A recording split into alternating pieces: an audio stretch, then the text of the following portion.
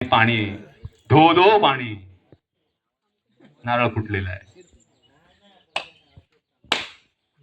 सारंग्यांचा नारळ फुटलेला आहे. त्यांना हातातच समजला नारळ फुटलेला, त्याने लगेच देऊन टाकला समोरच्याला. मला वाटतं नारळाच्या पाण्याचा पाऊस इथे भरपूर झालेला आहे. आज जवळजवळ 5-6 दिवस इथे पाऊस नाहीये, पाणीच नव्हतं इथे, पण आज या नारळांच्या पाण्याने तरी इथे पाणी दिसतंय.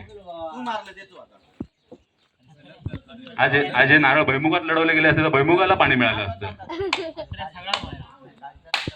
फुटला नारळ कोणाचा? सारंग्यांचा.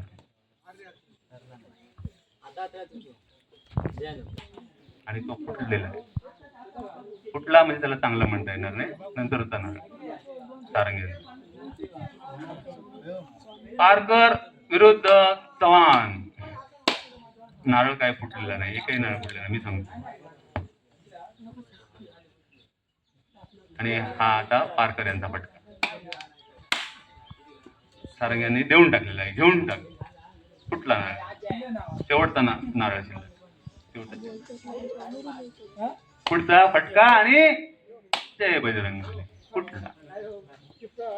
आणि अशा प्रकारे पारकर हे अबाधित राहिलेले आहेत, विजयी झालेले आहेत या राऊंड मध्ये.